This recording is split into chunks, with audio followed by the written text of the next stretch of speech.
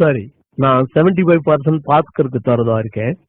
அது போக 25% நாம 5 பேரும், அதாவது ஸ்ரீதர், கோபால், நான், தாமு பேபி பிரிச்சுக்க போறோம். ஆளுக்கு 5% கிடைக்கும். மணி, நீ எங்களை ஏமாத்த பாக்குற. 25% 5ஆ பறிச்சா ஒவ்வொருத்தருக்கும் 5% இல்ல 14% கிடைக்கும் இல்லையா? அதானே வரும். இல்ல இல்ல, கேளுப்பா, நான் உங்களை ஏமாத்த மாட்டேன், எப்பவுமே ஏமாத்த மாட்டேன். இரு நான் போட்டு காட்டுறேன். இந்த பாத்தீங்களா, 25 5ஆல வகுத்தா 5 வரும். 5 2ல போகாது. 5 25ல 5 தடவை வரும். புரிஞ்சுதா? தப்பு மணி, நான் கணக்கிட புடி, எங்கிட்டே வா, நான் போட்டு காட்டுறேன் பாரு. 5 25 5 2ல போகுமா? போகாது. 5 5ல ஒரு தடவை போகும். இப்ப 2 சும்மா இருக்கு, அத கீழே கொண்டு வந்துருவோம்.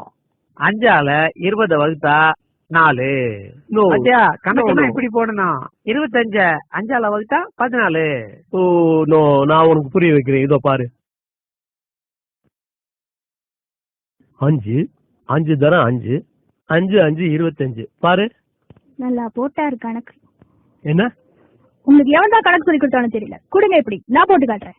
14 5ஆல பெருக்கினாதான் 25 வரும். 5 × 4 20. 5 1ஆல இன்ட்டு பண்ணா 5, மொத்தம் 25. அவ்வளவுதான். இல்ல இல்ல, இங்க பாருமா, 5 14 நான் கூட்டி காட்டுறேன் பாரு, அப்ப புரியும் உனக்கு. 14 14 14 14 14. இப்ப கூட்டி பாரு, சரியா வரும். நீ சொல்றது தப்பு, நான் சொல்றதுதான் ரைட்டு, நீயே ஒத்துக்கோ பாரு. 4 8 12 16 20 21 22 23 24 25.